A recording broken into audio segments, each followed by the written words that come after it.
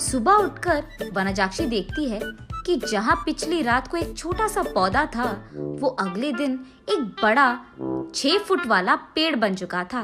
और इतना ही नहीं, उनपे बैंगन भी इतने भरे भरे और 4 गुना बड़े भी उग गए थे। ये देख वनजाक्षी अपनी आंखों का खुद यकीन नहीं कर पा रही थी। पेड़ के पास आकर उसे जांचने लगती है। ये कैसे हुआ? ये मुमकिन कैसे है? कल तक तो ये पौधा था, आज पेड़ कैसे बन गया? वो ऐसे सोच में पड़ गई थी कि इतने में उसकी बेटी वसुंधरा वहां आकर उस पेड़ को देख ऐसे ही चौंक जाती है। कुछ देर बाद वो हार मानकर कुछ बैंगन को लेकर उनका भरता बनाती है। बस वो भरता स्वादिष्ट था। उस स्वाद पे फिदा होकर माँ बेटी दोनों बचे कुछ बैंगनों को उनके आजू बाजू पड़ोसी लोगों में बांट देते हैं। अगले दिन उस बैंगन के स्वाद पे फिदा होकर बार बार वनजाक्षी के घर आकर उनसे बैंगन पूछते हैं। और इतना ही नहीं, जितने बैंगन को कल वो पेड़ से तोड़े थे, उतने ही बैंगन अगले दिन वापस उग गए थे। ये देख माँ बेटी दोनों आश्चर्यचकित हो जाते हैं। तब दोनों फैसला करते हैं कि इन बैंगनों को मुफ्त में नहीं देना है। ये कहकर बेचते हैं कि ये जादुई पेड़ है और इसके बैंगन बहुत स्वादिष्ट हैं। ऐसे वो बैंगन दुगने रेट में बिक जाते हैं। कुछ ही दिनों में इन स्वादिष्ट बैंगनों के बारे में और वो बड़ा सा बैंगन के पेड़ के बारे में इधर उधर बात फैलकर आजू बाजू पड़ोसी शहर तक पहुंच जाता है। इसलिए हर रोज सुबह शुरू होते ही पेड़ में भर के बैंगन उगते थे और उनके लिए लोगों की लाइन लग जाती थी सुबह सुबह, और वो भी वनजाक्षी के घर के बाहर। वनजाक्षी का पैसों का डिब्बा हर रोज पैसों से भर जाता था और ये बहुत साधारण सी चीज होती थी। कुछ ही दिनों में वनजाक्षी का नाम बैंगन से जुड़ गया और सब उसे बैंगन बेचने वाली वनजाक्षी करके बुलाने लग गए।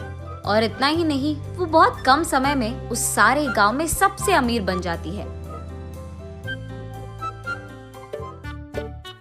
बड़ी सी बंगला बनवाती है और उस बैंगन के पेड़ के चारों ओर बाड़ लगवा देती है और उस पेड़ के पास एक सिक्योरिटी गार्ड को भी रख लेती है। एक दिन वसुंधरा वनजाक्षी के पास जाकर ऐसे कहती है, माँ, रातों रात एक छोटा सा पौधा इतना बड़ा पेड़ कैसे बन गया? और ऊपर से अगर सारे के सारे बैंगन हमने तोड़ दिया तो भी अगले दिन उनके जगह में उतने ही भर के बैंगन उग जाते हैं। ये कैसे मुमकिन है? अरे हाँ, मैं भी इस चीज के बारे में सोचना भूल गई। चलो, जो भी हुआ उनसे हमारा अच्छा ही तो हुआ। अब तो मुझे तुम्हारी शादी की भी कोई फिक्र नहीं है बेटा, ऐसे कहती है। और ठीक तभी वनजाक्षी को एक बात याद आती है।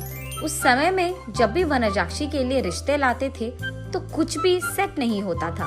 अगर वसुंधरा को लड़का पसंद आ गया तो लड़के वालों को इनका दहेज नहीं पसंद आता था, और अगर लड़के ने वसुंधरा को पसंद कर लिया तो वसुंधरा को वो लड़का पसंद नहीं आता था। ऐसे बहुत सारे रिश्ते देख देख कर वनजाक्षी थक कर ये सोचने लगती है कि शायद उसकी बेटी के कुंडली में कोई दोष है, इसीलिए वो बहुत सारे पूजा पाठ करवाती रहती थी। ऐसे ही एक दिन वो मंदिर में पूजा करवा के घर लौटती रहती है। तब रास्ते में उसे एक बैंगन का टुकड़ा नजर आता है। उसे लेकर वो अपने घर के सामने रख देती है।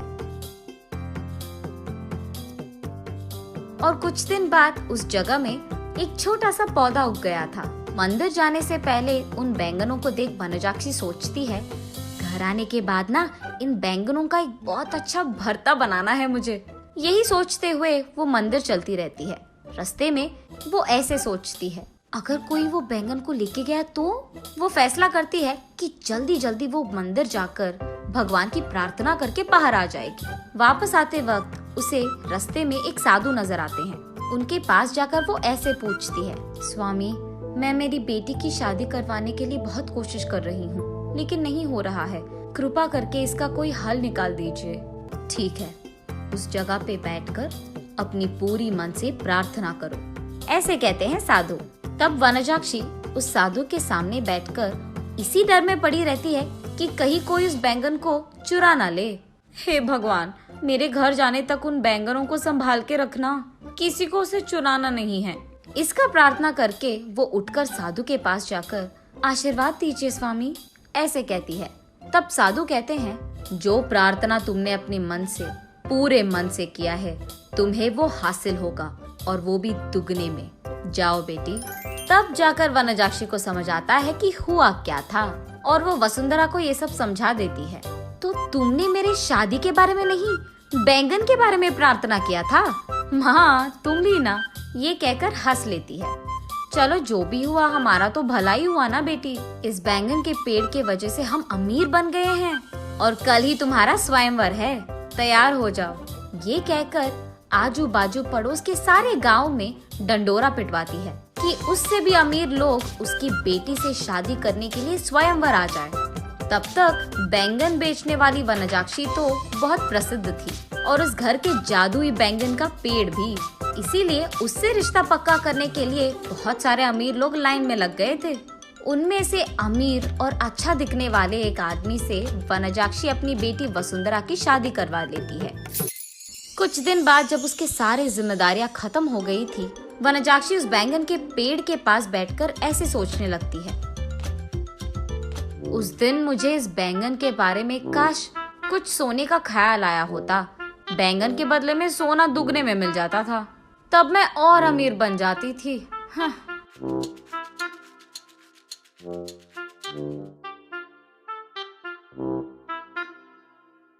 अगले दिन सुबह उठ के देखने पर उस बड़े बैंगन के पेड़ के जगह में वही पुराना वाला छोटा सा पौधा था जो वनजाक्षी ने वहां लगाया था।